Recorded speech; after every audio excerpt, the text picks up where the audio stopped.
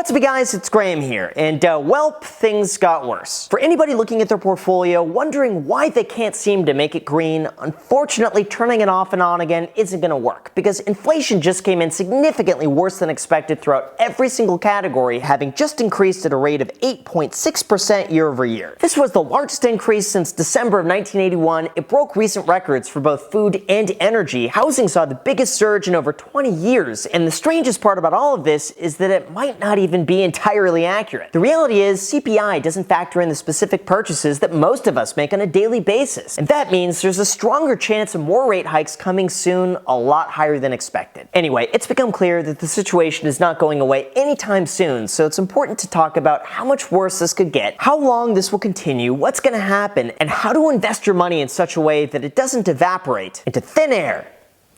Okay, whatever. Andre Jick does it better. Although before we start, in the spirit of inflation, it would mean a lot to me if you inflated that like button for the YouTube algorithm by giving it a gentle tap. Doing that helps me out tremendously, and as a thank you for doing that, here's a picture of a pufferfish. So thank you guys so much, and also a big thank you to Public.com for sponsoring this video, but more on that later. First, we gotta clear up the confusion when it comes to the inflation report, because even though we see an increase of 8.6% year over year, that doesn't tell us the entire picture, and it's really important that everyone understands exactly what this means. On a really basic level, inflation is simply the rate that products and services increase in value over time, lowering the value of your money today. It's generally thought that the more money gets printed into the economy, the more we devalue the existing currency in circulation, and over time, the more dollars it costs to buy the exact same thing. Simple, right? Now, historically, inflation is nothing new, and it's something we've been seeing each and every year since the beginning of time. In fact, the years we don't see inflation is usually associated with a recession. But for the last 100 years, inflation has really been the backbone of our economy, and it's exactly why in 1963, the median cost of a home was $17,800, whereas now it's $428,000. Or how a Big Mac was 65 cents in the 1970s, but today it's $5.81. However, here's where things get interesting. Even though we know prices are rising at an incredibly fast rate, the real mystery comes with how inflation is actually calculated. And maybe it's significantly higher than most of us are led to believe.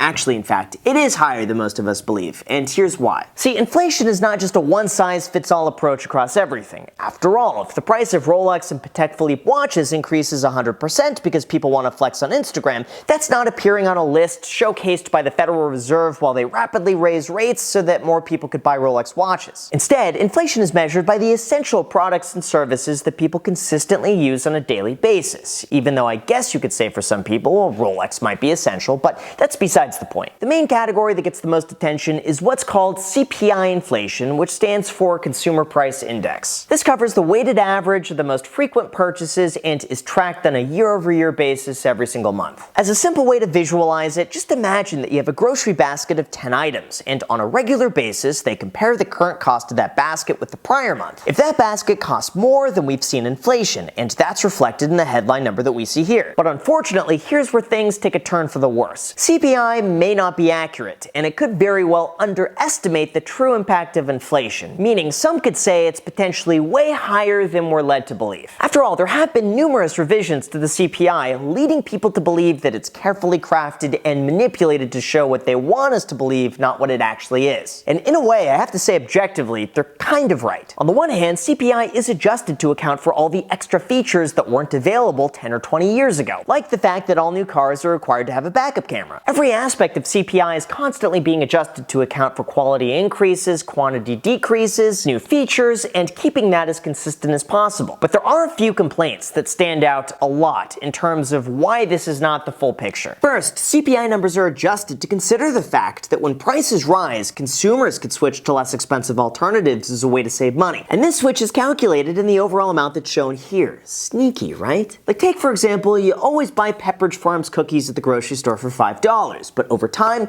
that increases to $6 to $7 to $8. Well, inflation numbers won't count that increase if consumers have the option to switch to a less expensive alternative like Kroger cookies at $5. In this case, inflation could be shown as 0%, even though in reality, it's not. Second, in terms of housing, they base this on what's called owner's equivalent rent. This is obtained by asking homeowners, if someone were to rent your home today, how much do you think it would rent for monthly, unfurnished, and without utilities? Of course, this brings a major concern that homeowners may not know what their home could accurately rent for, and it's entirely dictated by opinion and not actual data. For instance, in the latest CPI report, owner's equivalent rent rose a solid 0.6%, which would imply a 7.2% increase. Meanwhile, Realtor.com pegged year-over-year rent growth in March at 17%, while Zillow's observed rent index grew at 16.8%. The Bureau of Labor Statistics also counts their rent on a survey asking tenants, what is the rental charge for your household for this unit, including any extra charges for garage and parking facilities? This does not take into consideration what the owner would charge at market value if the tenant were to move out. And that, in turn, underestimates just how far rents have really gone up. This is incredibly important because shelter makes up 1/3 of the entire inflation index. And if this number comes in lower, it dramatically skews the true inflation that we're actually seeing. To show you just how much, take a look at this chart here, which compares the Schiller Price Index to that of owner's equivalent rent, and you can see just how far apart they are. And finally, third, we have a metric called core inflation, which excludes food and energy, because those are known to be more volatile based on outside factors, and they're also considered to be staple items that are consumed on a regular basis, regardless of how much they cost. In this case, gas prices are up 50% year over year from increased demand and limited production, and grocery prices were up nearly 12%, reflecting the largest 12-month increase in 43 years. Point being, inflation is extremely difficult to calculate because yes, even though there are ways to switch to cheaper alternatives, truth be told, the actual number for someone making no adjustments whatsoever is likely significantly higher than what's being reported. However, in terms of what's going on right now and what this means for you, your money, and your investments, here's what you need to know. However, before we go into that, as I'm sure you've noticed, the market continues to be extremely volatile, although one of the best ways to mitigate that is through consistent investing, all thanks to our sponsor, Public.com. They're an investing platform that helps people be better investors. For example, the news alerts give you timely updates on why certain assets are going up and down, and their live audio feature allows you to hear from experts, analysts, and journalists about the important news updates of the day. Public also just launched the waitlist to their first subscription offering, Public Premium, where you could get advanced data, unique market metrics, and analyst insights. You'll also get access to Morningstar's industry-leading performance data, receive guidance from experts on what the bulls and the bears have to say, and VIP customer support with real people in the US for just $10 a month, and complimentary access if you have a portfolio balance over $20,000. Plus, you could follow me on the platform to read my thoughts on the market every single week, and as a way to give back, they want to invest in you by giving you a free stock worth all the way up to $1,000 just by signing up and making a deposit with the link in the description and using the code GRAHAM. So if you want to build your portfolio and start investing in stocks, ETFs, and crypto today, the link is down below in the description. And now with that said, let's get back to the video. Alright, now as far as what's going on today, the biggest concern in terms of you, your money, and the stock market is that higher inflation readings increase the likelihood of a larger rate hike when the Fed meets in June, July, September, November, and December. And that's seen as a negative for stock values as borrowing gets more expensive. See, prior to now, traders were pricing in just a 3.6% chance of a 75 basis point rate hike in June. But after this report, they see a 13% chance of that coming in just the next few days. Another report shows the chance of a 75 basis point rate hike has increased to 50% in the following month of July, which is substantially higher than the 50 basis point rate hike that we were hoping for. In other words, the one thing the market absolutely hates is uncertainty. And when inflation comes in significantly higher than expected, the market tends to price in the worst possible case scenario, and your portfolio sees a lot of red as a result. After all, the more interest rates increase, the more expensive it is to borrow money, the higher mortgage and auto rates get, the more it costs businesses to finance their operations, and the more likely we are to see them cut back, resulting in a recession. Beyond that, though, I want to share my own thoughts on this because very rarely do I speak from the heart without all of these charts and figures backing up my claims, and I just think this needs to be said. Since the very beginning, when I started talking about personal finance here in the channel over 5.5 years ago,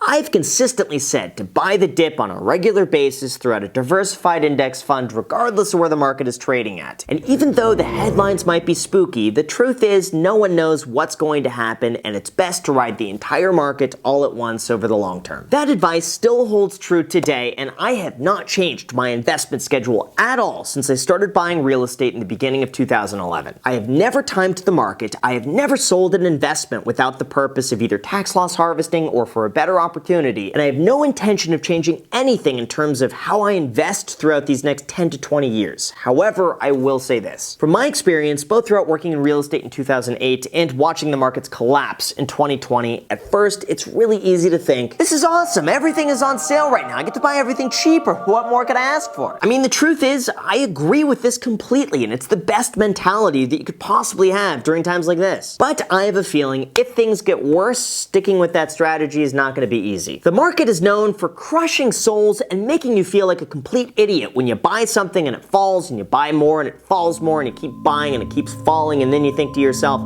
I'm doing everything wrong, this time is different, I suck, I'm just gonna wait. It's gonna be a real test of mental endurance and strength to stick with a strategy that should logically work over the next 10 to 20 years, even though there are gonna be times when you lose on your investments each and every year without making a profit for multiple years in a row. At least just be aware that all of that is normal, it will pass eventually, and long term, no one can predict what's going to happen in the market. Even the Harvard Business Review found that the brightest minds and most complex algorithms in history couldn't do it. So what makes you think that anyone else can, including me? All I will ever tell you is to continue buying as normal consistently, and in times like this, do your best to stay employed so you'll have the disposable income to invest. That's it. Based on every piece of factual research that we have available to us, that is the most likely way to maximize the amount of money that you make over 10 to 20 years, and everything else is a shot in the dark. Plus, don't forget, it's shown that optimists are more likely to live past the age of 90, giving you more time for compound interest to make you even more money. So don't worry, focus on what you can control, and at the end of the day, the best thing that you could do is to subscribe if you haven't done that already. So with that said, you guys, thank you so much for watching. Feel free to add me on Instagram. Thank you guys so much for watching, and until next time.